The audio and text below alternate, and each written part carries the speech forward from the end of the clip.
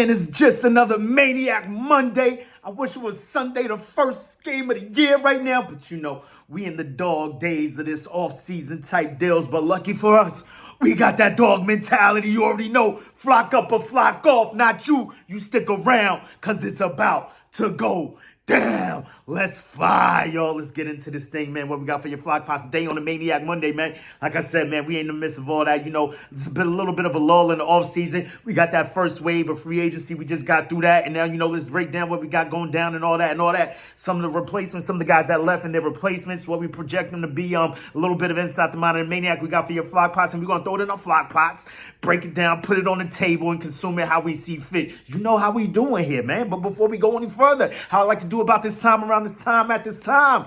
Please like and subscribe. If you got that Fly Eagles Fly, drop a comment in the box. If you flying with the flock, let's fly. It's takeoff time. Y'all do remember, join that Maniac thing, know the gang. You hit that bell, you get a bang whenever I'm on this YouTube thing. Woo, we ready to take off, y'all. First things first, dude.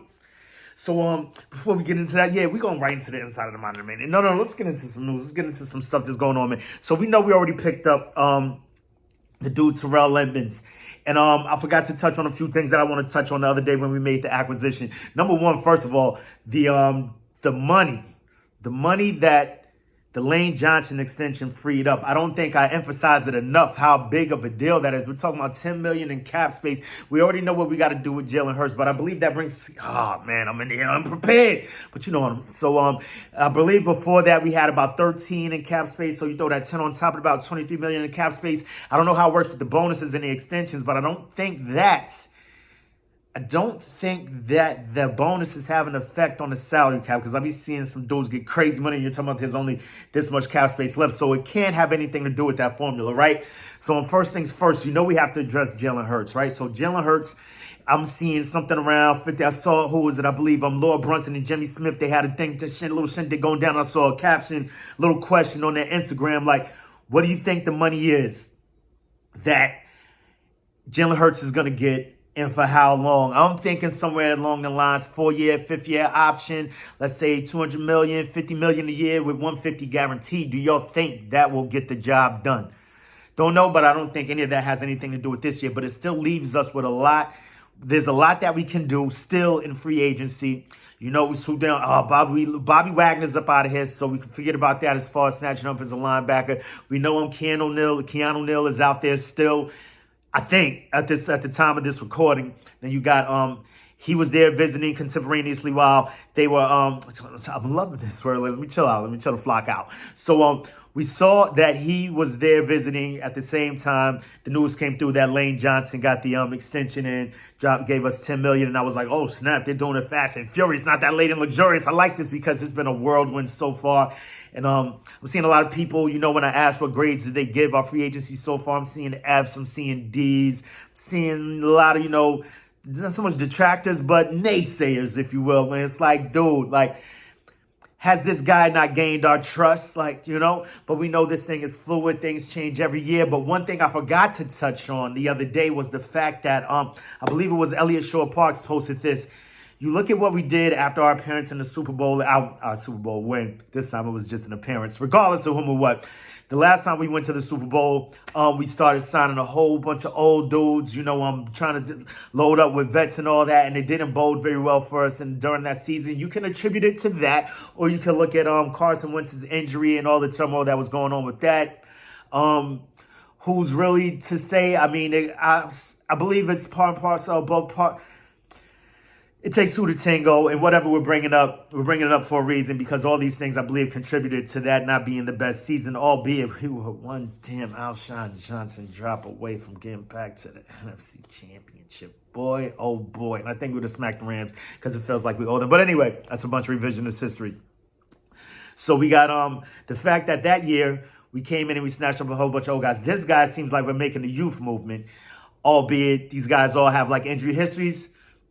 Low floors, very high ceilings, though, as far as these guys go. And what we have done in picking this up, damn, I don't know who posted this, but you're looking at it and the possible replacements. Some of these things I agree with, some of the things I don't. This is from the 33rd team. You're looking at them. So we let Miles Sanders went out the door. We snatched up Rashad Penny. Rashad Penny's upside is ridiculous. We're talking about a dude that averaged about 6 yards per carry prior to him getting injured last year. Once again, we always have to emphasize the injuries when it comes to Rashad Penny, which is the thing that gives us cause for pause. Where we're like, oh, what are we going to do? What are we going to do? What are we going to do? Before we go any further, man, I hate to forget this. Let's keep the main thing the main thing. Hope this video finds you in good vibes, good times. If you're not there, I hope this helps you get there because we're going there. We already in there right now. Oh, yeah. So, yeah, Rashad Penny, Miles Sanders, a lot of people, I saw one article where they said this could be the undercover, the sneaky pickup. The one that's like, oh, snap, what? Wow. Didn't really think it was that big of a deal back then, but it turned out that picking up this guy could be amazing, could be great. I love our running back by committee philosophy, so it could give him the energy, not so much the energy, just give him more healing powers, get that Wolverine popping him, give him a little bit of Brian B. Dog. Now, just help him traverse a full season more adequately, if you will, and finally make it through a season. I don't believe he's ever made it through a full season throughout his NFL career. If so, it's definitely in the backup capacity. So if that were the case, this could bode well for him going forward, being our running back by committee philosophy. There's still running backs that we could pick up in the draft. A lot of people are looking at Bijan Robinson and Jahmyr Gibbs. I'm thinking, as far as running backs go, we might be able to find something dope in the 3rd, 4th, 5th round, whatever the case may be. If we acquire those picks by picking up those picks by using our compensatory picks to pick up more picks. Speaking of which, the compensatory picks right now, as it stands, 1, 2, 3, 4, 5, 6, 7, 8, 9 compensatory picks, but you only get the top 4. So right now, as that stands, the Hargrave departure will give us a round 3 pick. Isaac Seumalo around 5, Andre Dillard around 5, CJGJ around 6, which bugs me out. I don't quite know the formula for that. How CJGJ, the guy that the injury, it definitely has something to do with the injury. Albeit, look at snap count, maybe years we had him probably ties into that also, because I'm looking at Andre Dillard, his snap count had to be. Wait, we're talking about a backup here, you know what I mean?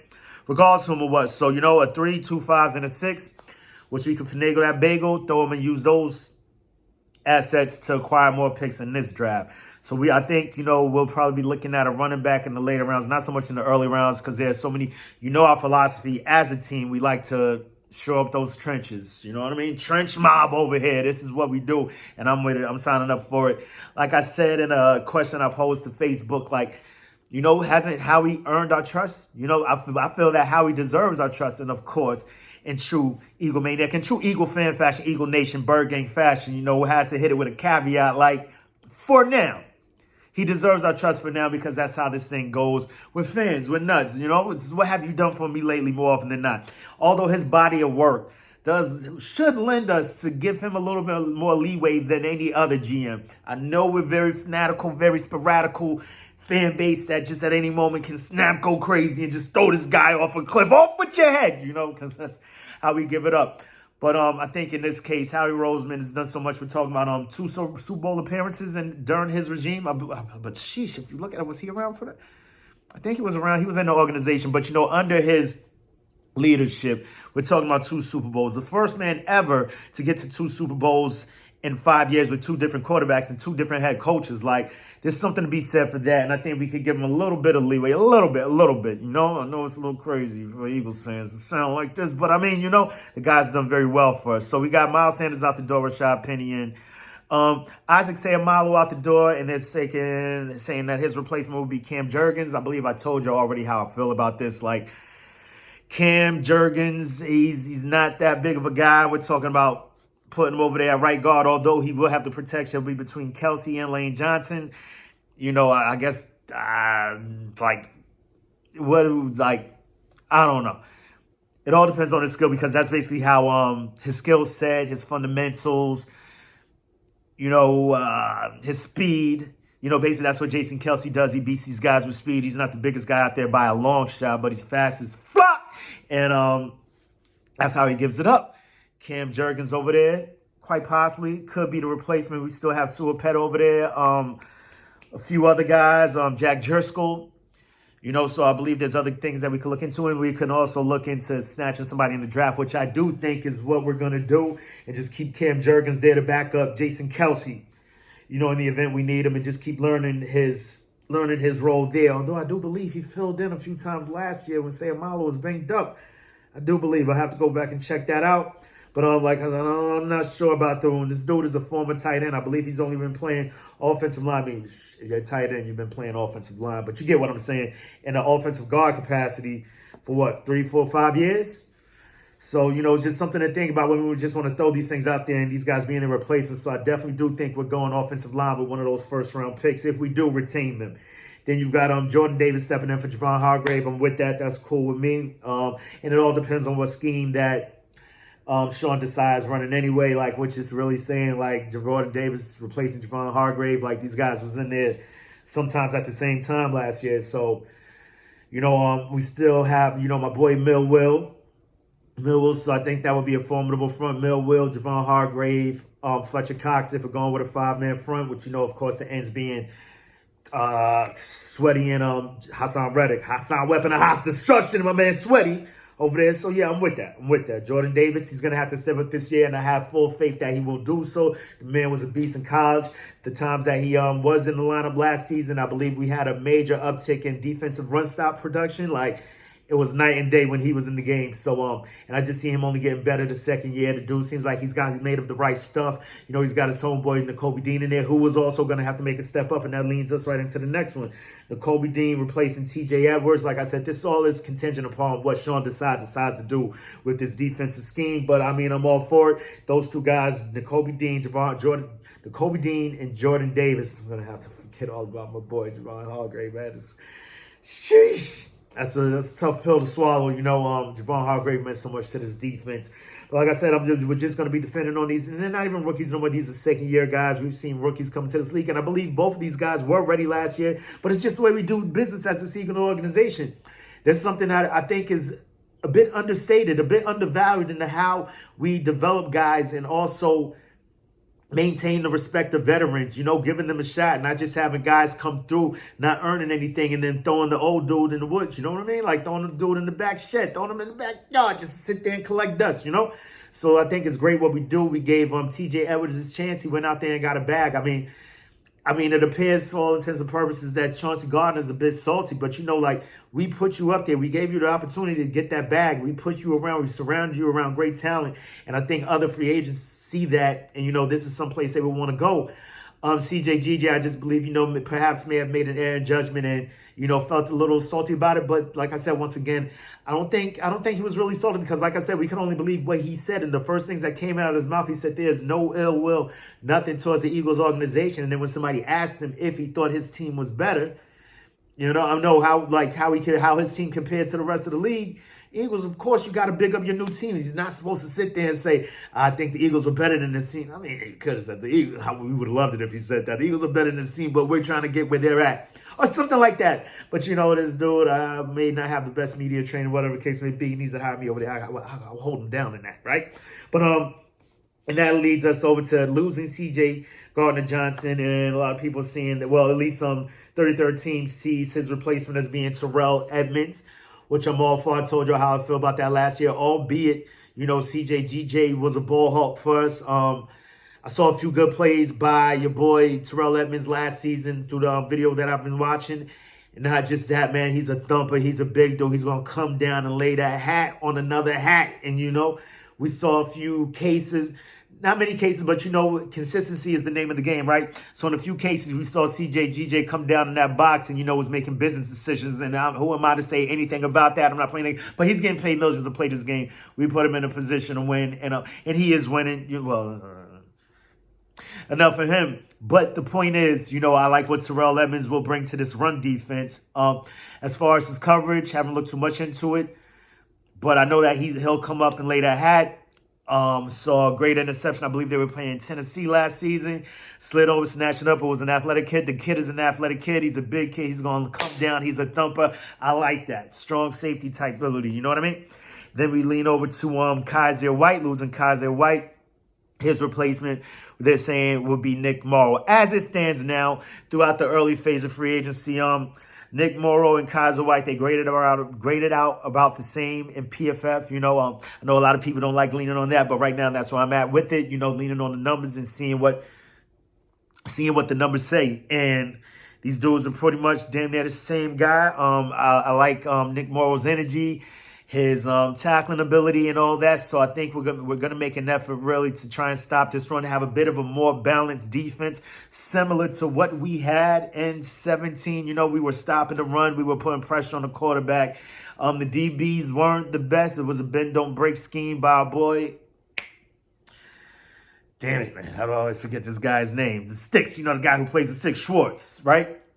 Schwartz's defense was a bend don't break defense, similarly to what we had last season, but we had way better talent last season. It's just, it blows my mind how we weren't, we did lead the league in passing defense. So, you know, it just didn't look like it on screen. Like I said, it passed the paper test. On paper, it was amazing. The eye test, not so much, not all the time, man. And good news, sidebar, bro. Like, I've been watching a little bit more of that Super Bowl day by day, you know. And right now we're gonna hop into a little bit of Inside the Modern Mania. Let's throw that on our flock pots. And just what do you think about prior to that? What do you think about the new acquisitions so far and their ability to replace the guys that 33rd team is saying that they're gonna replace? And how y'all guys feel about that? Let me know. Leave that down in the comments. Next up, like I said, let's hop into a little bit of Inside the Modern Maniac. I've been watching a little bit of this Super Bowl, a little bit more piece by piece.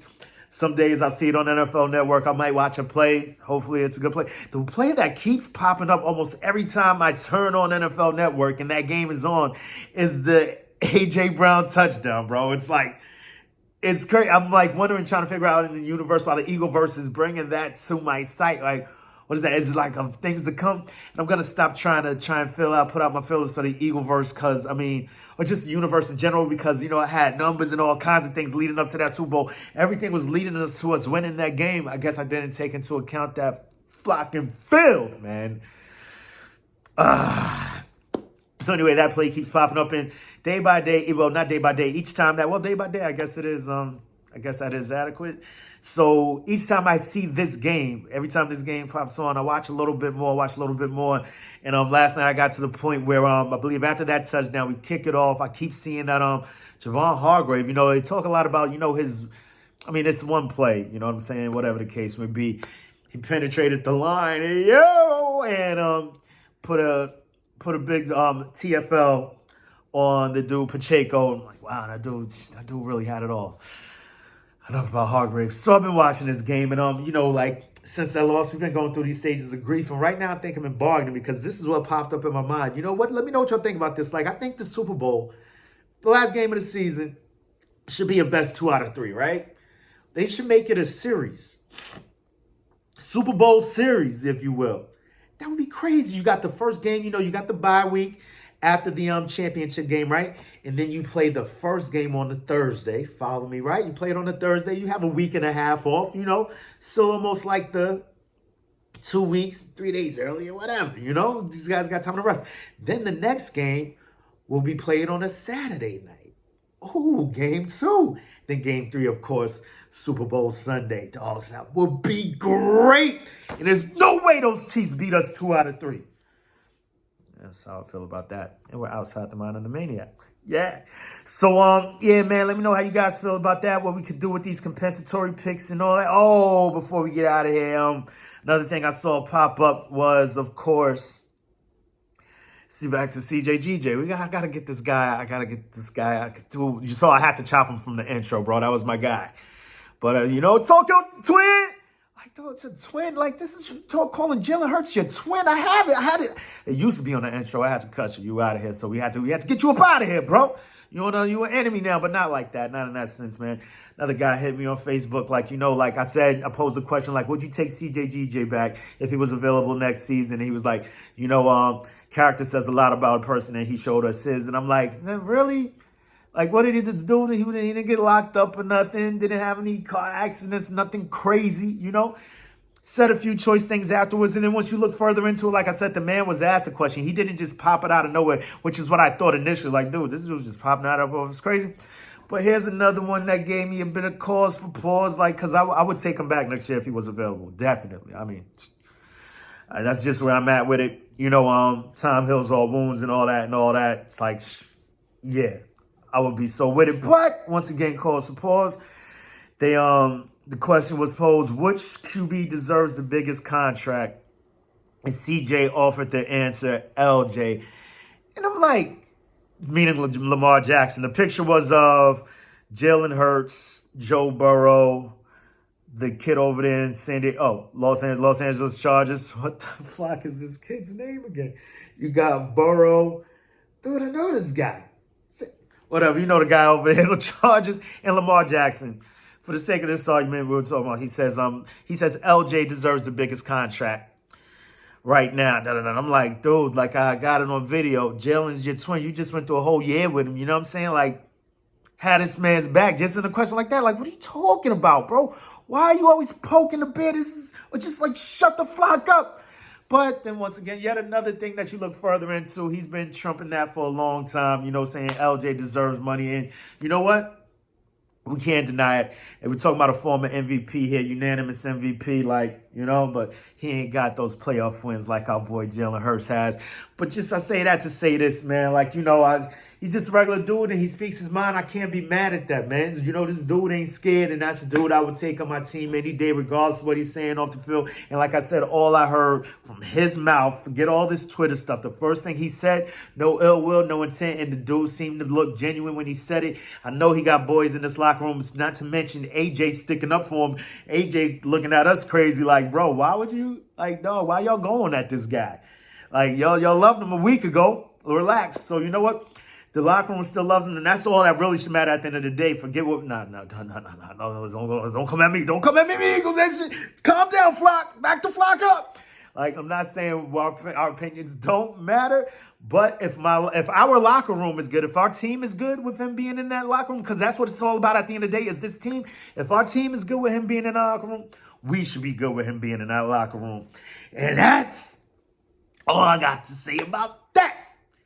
And you know how we do about this time, around this time, at this time, man. Drop down in the comments how you feel about this, man. Thanks for flocking up on another Maniac Monday, y'all. Let's keep this flock thing going, y'all. It's just climbing every day. Welcome to the new members. Welcome to the new subscribers. Thanks for getting in here with us, chopping it up with us, flocking it up with us, and getting down how we get down. You know what I'm saying? But till the next time, make it your best time. In the meantime, between time, keep it a green time. You already know how we do. Because what you going to do when you got questions? We still got questions. What's going on this all season? And the question is how he rolls, man. How he busting the stupid dope moves. How he Potter waving that magic wand. What you gonna do? And for everybody else, what you gonna do when Eagle Mania runs wild, swoops down on you? Whoa, I love it. Play my music, Kingster. EAGLES, Eagles.